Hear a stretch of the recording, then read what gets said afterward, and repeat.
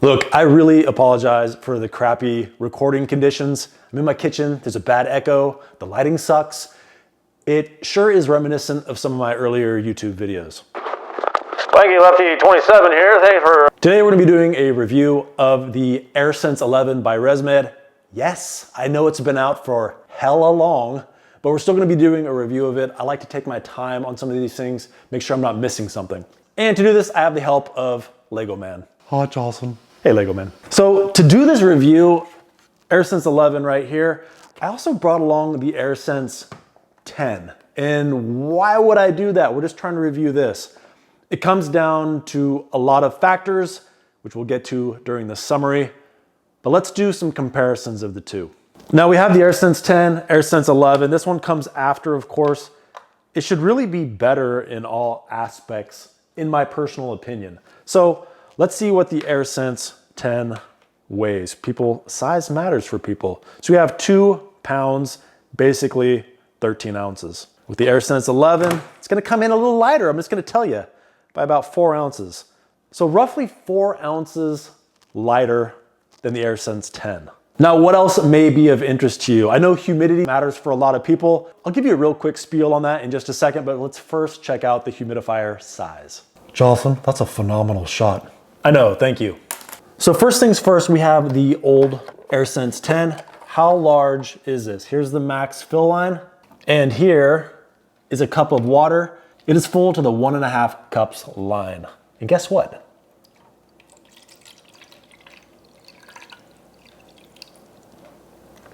Every last drop, right to the maximum fill line right there. Now we have the AirSense 11 humidifier tank. Exact same amount, 1.5 cups. And again, right to the max fill line. So just visually, the AirSense 10 looks like it has a absolutely massive tank. This one is much more sleek, much lower profile, but the amount of water you can put in each is the exact same. Some people look to products like the C-Spring, and I can do a video on this later. They look to C-Spring to add more volume to their humidifier tank. I don't think this is needed. If you are leak-free for most of the night, you're not gonna go through all of that water. If you're going through that much water, you have a leak, either a mouth leak or a mask leak, that's venting all of that humidity, all of that moisture into the environment, and that's the root cause of going through all of the water in your humidifier tank. So something like the C-Spring isn't gonna do anything to resolve it, and certainly a larger tank for your humidifier isn't gonna do anything either. Here's something else to consider. If we wanna roll both of these over and take a look at the bottom side, you can see that the base on this, 12 centimeters in width and 18 centimeters in length. If I flip over this, we only have 10 centimeters in width. Why do I even bring that up? So watch this. Oftentimes when I'm sleeping with the AirSense 11, I notice that I will pull it ever so gently up and it rolls forward easily with very little effort. Whereas if I pull up on the AirSense 10, I have never woken up with this thing rolled up. I'm pulling a lot harder than I was with the other one. Now, it's not so much that this is lighter, it's that it's lighter and it has a narrower base, or I should say the width is not as long. Whereas this is heavier and it is a little wider on the bottom. It has a little more stable base. So this isn't gonna be rolling anywhere. Why is that important? If it rolls and I do happen to have water in the tank, it's gonna get into the internal components of the CPAP machine and pretty much dick up your machine. So those are a couple of the physical features of the AirSense 10, AirSense 11. I would say that the AirSense 11 is certainly more attractive, but is that really the most important thing? We're kind of looking for function out of there. Neither of them are ugly. If we look at both of them, it's not like you look at one and you're like, wow, that's the ugliest girl at the dance. They're both pretty attractive, but again, who cares? They're roughly about the same size. We would kind of line them up here. Yeah, a little taller maybe, unless you start getting into function. Now I will tell you this, the AirSense 11 has a lot more features of automatic titrating CPAP. Auto CPAP has more algorithms. I don't think this is a good thing. It's not a good thing, it's not a bad thing. I just think people do a lot better in CPAP mode. Now I had a video planned and I recorded some of it, and honestly it kind of sucked, so I'm not gonna release it. But I tested every one of the APAP settings and they're not good. They're the same as a regular APAP setting. They just all don't work. They just don't work in different ways. So it's hard to say like, well, this one has more automatic titrating algorithms, so therefore it's better. Yeah, it has more, but you're still gonna sleep like crap. So then it comes down to, are they Oscar compatible? They are. They both look the exact same. The leak data in there is spot on. You can see granularity throughout on the trend window. It's beautiful, it's immaculate. They're both 100% exactly the same in that regard.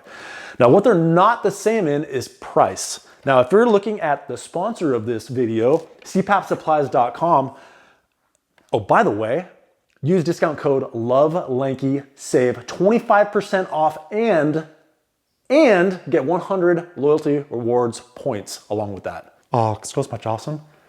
Those aren't good for machines, are they? No, they're not Lego men. Jocelyn, seems kind of like a tease, and you shouldn't be doing that on Valentine's Day. Well, we are. So you can use discount code LOVELANKY, save 25% off, get 100 loyalty rewards points, which is equals to another $5 off. And you can get any mask or accessory. You can find the mask love of your life. Oh my God, that's so touching. Even CPAPsupplies.com helps you find love. Now, another aspect of this is the way these attach in the back. This, you have to turn the tube here, whatever, all that stuff. Now I'm gonna have to show you some stock footage because I can't find my heated tube for this. But this has a unit that you stick in the back and you actually plug it in here, and the tubing actually comes out this way. Like that way, like pretending there's an L thing here where it's plugged in. You can rotate this around. It makes it really nice. I actually didn't think it was that big a deal until I started using the AirSense 11. Then I was like, oh, I kind of missed that. It's actually a really nice feature. Is it a deal breaker? It's up for you to decide. It's certainly not a deal breaker for me, but it really is a nice feature having that swivel rotation, that 90-degree angle coming out of here. Okay, so price consideration, that's really what this all comes down to. AirSense 11, about 80 bucks more right now than the AirSense 10. But if I'm talking, who am I gonna pick for the love of my life? Who's gonna be my Valentine this year? You know what? I have to use the analogy of the popcorn at the movie theater. You can get the small popcorn, which is hardly any, for like 10 bucks. You can get the medium popcorn, which is like barely any more, for $10.25.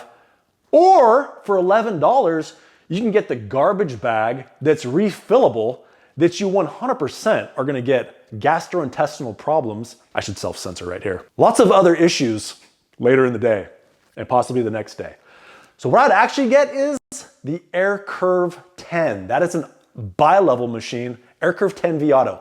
Bi-level machine, and it's really, compared to the two of these, it's like 100, 150 bucks more. For 150 bucks more, you have the capability of using CPAP or using bi-level. Let me go back on this one. If you're having a PAP therapy analysis with me, axgsleepdiagnostics.com, there's a lot of people that seem to have upper airway resistance syndrome.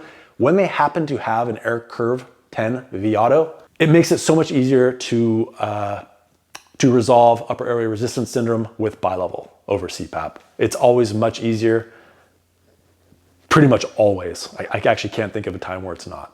So if you're going out on your own, you're paying cash for one of these machines, I would actually skip both of these and go to the AirCurve 10, specifically the AirCurve 10 V-Auto. That said, this review is on the AirSense 11.